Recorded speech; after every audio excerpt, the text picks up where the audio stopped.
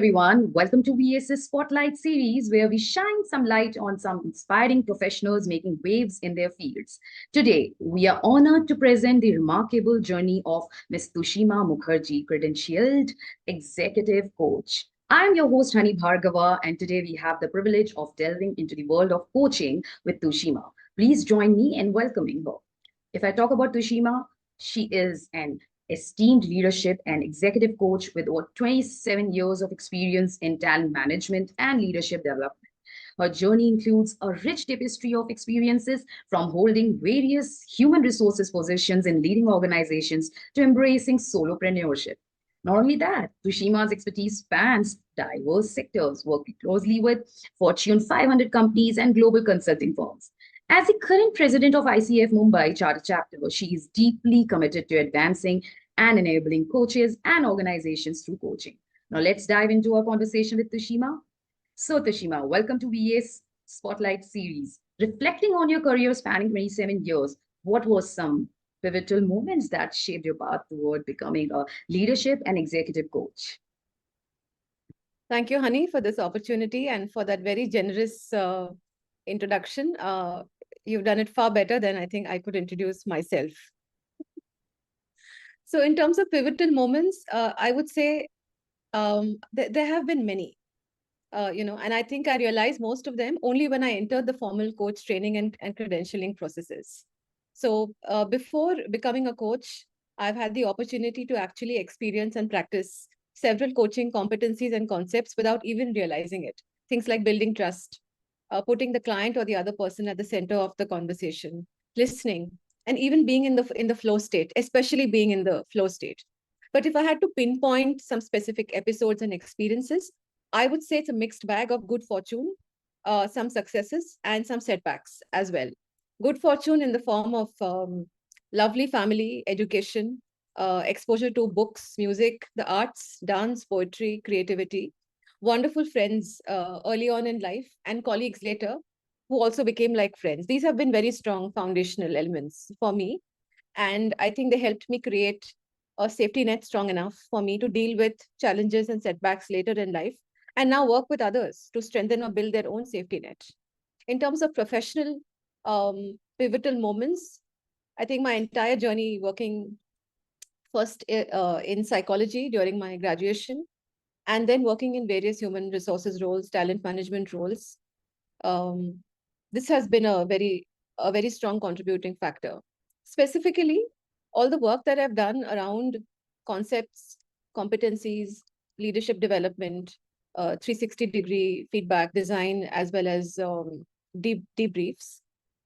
And very importantly, exposure to psychometric tools, certifications fairly early in my career gave me a chance to do fairly extensive work in terms of having developmental conversations with colleagues. And a lot of this has been very insightful for me because it led me to the realization that in conversation with others, the shift that happens in their own clarity, insight, energy is something which was very meaningful and rewarding for me. And I think this was one of the key things that actually moved me forward to formally becoming a coach later on in life. So I that's the must answer to your say, question. no, I must say, quite an inspiring journey. And, as I was going through your profile, Tushima, as I've told you earlier when we were offline, you have done a lot in corporate world. And I would say, drawing from your extensive corporate experience, how do you believe your background in talent management and leadership development informs your approach to coaching? Oh, immensely. I think the early education in English, psychology, sociology, and then human resources, and then 18 plus years of working in talent management, working very closely with business, and being involved in the end-to-end talent life cycle, like everything from uh, you know cake cutting to setting up systems to hiring people to resolving challenges, issues, crisis management, all of that. It has been a wonderful exposure and very strong input in terms of keeping me grounded to the realities and the context of what actually happens in business. So all of this made it possible for me to become a coach in the most natural way possible. And it never felt that I was becoming something new. It just felt that I was just putting myself to better use. Yeah, That's how. that's quite a, I would say quite an inspiring term, I would say, better self. And at WeAce, you also believe in, making people their best versions. So coming to that, Tushima, you said that 18 years of experience of being on the other side of corporate and Yeah. then, switching to a role which has more responsibilities, more credibility towards your people with, you are connecting with in your daily to daily life. And how I would like to know on a very, I'm sure from with, with huge curiosity, because I'm sure the audience are equally curious. What was that switch moment for you, when you thought of doing it? Yes. So the time when I made the switch was when I had just turned 40.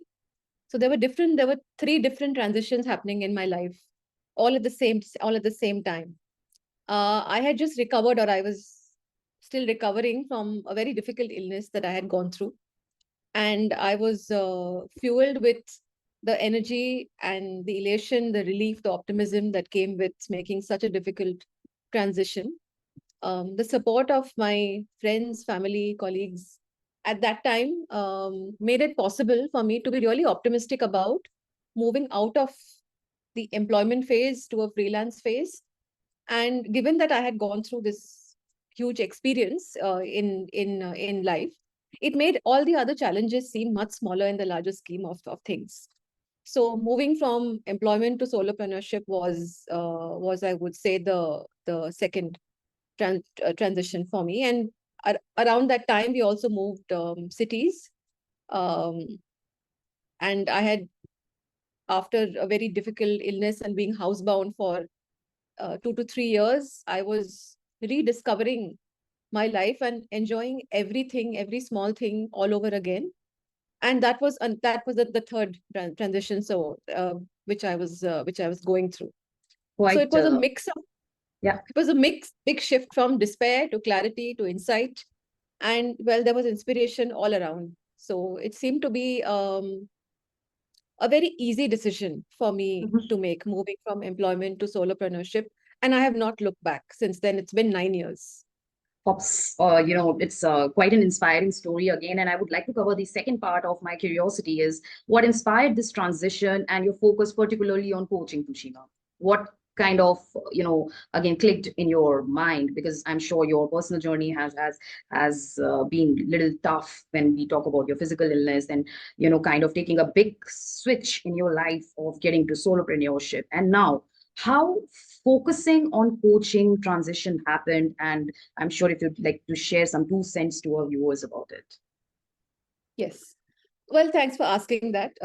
Firstly, um, so I had known all along that at some point I was going to add coaching to my repertoire of, offerings, or to my portfolio.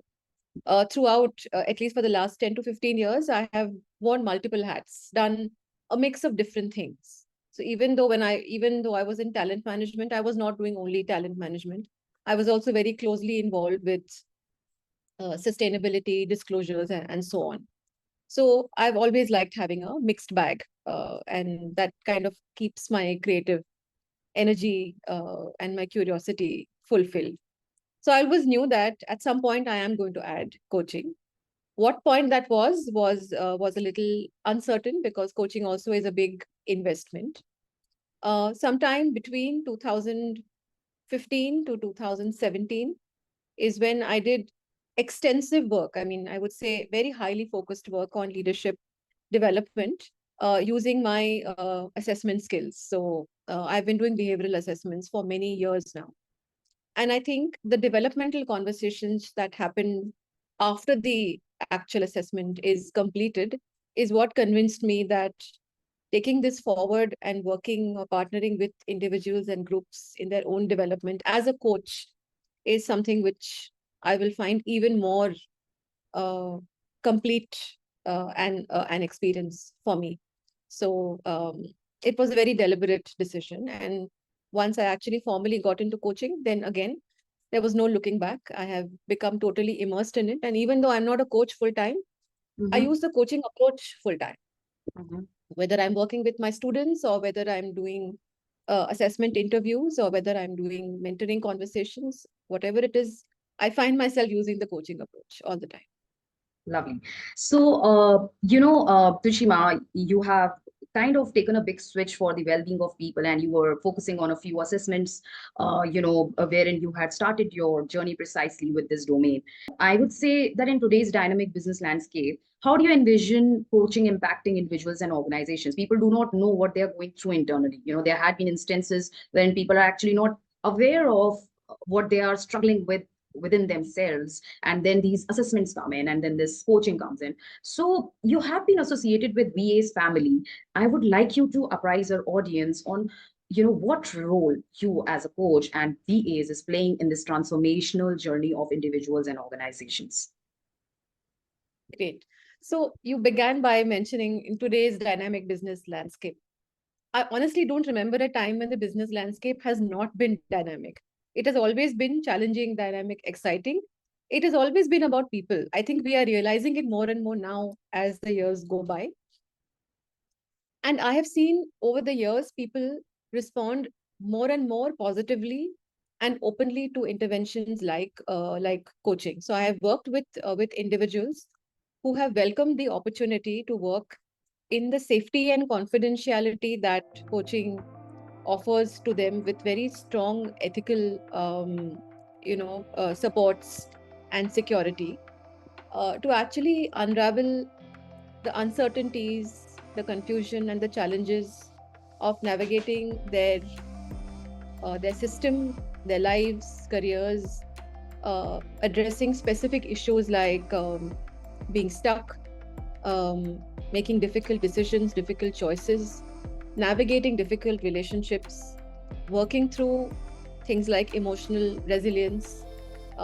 Because it's not easy, like you said, for people to talk about these things, and oftentimes people are at sometimes at a loss, but they rediscover so much about themselves and make great progress through the coaching journey. So I have seen people accomplish several milestones, even things like promotions, career growth, new opportunities, or letting go of existing habits, beliefs, cultivating new ones, taking up new opportunities, Mhm. making very pivotal, life changing decisions, all fueled by the clarity and the confidence that they get through the coaching process. And I don't take credit for it. The work is all done by themselves.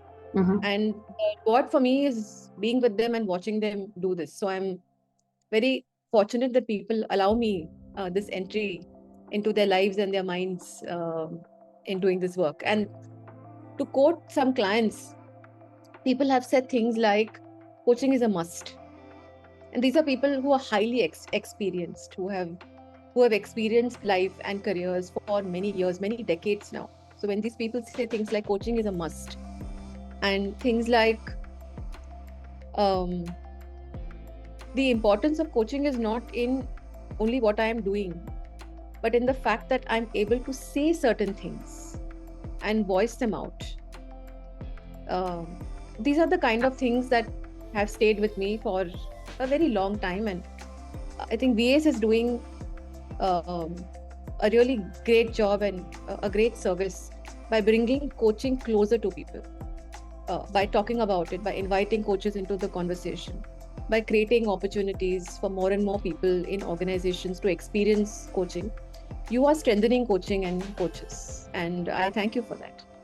Thank you for your kind words, Tushima. I would say that in today's dynamic business landscape, how do you envision coaching impacting individuals and organizations? People do not know what they are going through internally. There had been instances when people are actually not aware of what they are struggling with within themselves, and then these assessments come in, and then this coaching comes in. So you have been associated with WeAce family. I would like you to apprise. Okay, so Tushima, we talked about today's and ever evolving business landscape, wherein how coaching and visioning is impacting individuals and organizations. But considering your profound insights, what are the key qualities you believe define a successful coach, and how have you cultivated these qualities in your own practice? Well, Honey, it would be presumptuous and vain of me to say, talk about what I think the defining qualities of coaches are, but let me rather share what I have observed, qualities in some really great coaches that I have interacted with. And I freely admit that I have observed many of these qualities in some non-coaches also, people who are really great professionals in their own areas. So things like deep care for the profession and for clients, um, going out of the way and really exercising uh, empathy and patience in interacting with clients, and clients notice this and they appreciate it immensely. Mhm. In coaches, I also see a lot of warmth, generosity, and a very welcoming spirit. Great love for learning. Coaches are lifelong learners. Belief in self care and well being for themselves and for others. Very observant and focused on people. Great listeners and great talkers also. Coaches are very chatty. Probably that's healing for somebody. People do not tend to open up with people. They kind of, there are people, as we were talking earlier about mental health syndrome people are dealing with. They don't open up. And, I must say, having this trait is a blessing, and getting people to speak and vent out is definitely is needed in today's world. But, Tushima, it's been 27 years of your journey in your entire, in entirety, I would say. And, there had I'm sure there would have been some controversy surrounding coaching. How do you respond to skeptics who question the concrete matrix of coaching success? We need these skeptics and I welcome them. So, honey, coaches will be the first people to invite these skeptics to a conversation and very honestly and sincerely examine their feedback rather than fighting it or getting into an argument. Because although I think it is popularly believed that skepticism is a negative emotion, the fact is, skepticism also means that somebody cares enough about something to study it and ask the very important question of does this really work? And this is necessary in any kind of intervention. So I would say that I would be open to looking at the skepticism, and I find that in many of our learning events, we invite people who have different, even contrarian points of view, because we would like to explore all the different angles and perspectives. I mean, that's what diversity and inclusion is all about, right? And I have in my years as an HR professional met many skeptics. I think I got along really well with them, and I befriended most of them. Would you So like to highlight a few not a instances? problem. There would have been some specific instances, and as for your professional journey, have you ever encountered them? I'm sure you must have encountered many situations, but anything specific would you like our audience to know? Like, for every working professional like you, and you were saying that there had been multiple instances, and is there anything wherein you want to shed some light, like how to deal with XYZ situation, and how did you deal with it? Sure, I think my way of dealing with it has been uh, by doing three things. One is I need to be very convinced of my own point of view and not allow myself to be threatened by somebody else's skepticism. Because I find that if I stay focused on what they're saying and not who's saying it, and make the conversation about them and what they're saying and not about me, the threat perception reduces drastically. Right? That's one. Second thing is beyond what they're saying, there's always a feeling and an emotion. So I'm curious to know where is this person really coming from, and what is it about this matter or issue that has got them so concerned or agitated. And I find that that empathy goes a very long distance in forming a connect with the person, because the moment people see that I am genuinely interested in who they are, why they're saying what they're saying, and how they feel, um, the entire tone of the conversation changes. So there have been multiple instances where people have come up to me and have voiced very severe objections about things. Um, by staying non-judgmental to them and by valuing them and valuing what they're saying, it has been possible to develop that mutual trust and empathy. And once that is established, everything changes. Everything changes. And that's great. Absolutely. Empathy goes long way, I must say. If you empathize, you can win half of the situation. You're not judging anyone. Thank you so much for your insightful responses, Tushima. And it was pleasure having you on the show and learning from your wealth of experience and wisdom. Thank you so much. Likewise, thank you so much. I don't think I've ever spoken about myself at such great length. It's been a very No, it's interesting experience for me I'm too. sure, and our audience would love to hear you again and again. We might catch up with you very soon, Tushima. Thank you so much. Thank you. Take care. Bye. Let's lighten the mood with some light-hearted questions, Tushima. In Okay. your coaching sessions, have you ever encountered moments where you felt like you were just giving common sense advice to people? This must be a trick question. It is. Uh, because as a coach, I don't give advice. Mhm. Okay. Yeah, and I also don't really profess to have any more common sense than the next person. I Mhm. think there have been, however, there Mhm. have been many light-hearted moments in the coaching conversation themselves. Right. So I truly believe that being irreverent and having the quality of being able to laugh at yourself and with others is very important to any kind of growth and innovation. And I always find that these are the kind of moments that lighten up the coaching conversation and release new energy. So I'm very glad that you asked that, honey. Thanks so much. Thank you, Tushima. That's a learning of the day, I would say, for me, that laughter is the best medicine, and you have been doing a fab job, Tushima. And it's lovely, lovely connecting with you. Thank you for your insightful responses. And it was a pleasure having you on the show and learning from your wealth of experience and wisdom. Thank you so much, Tushima.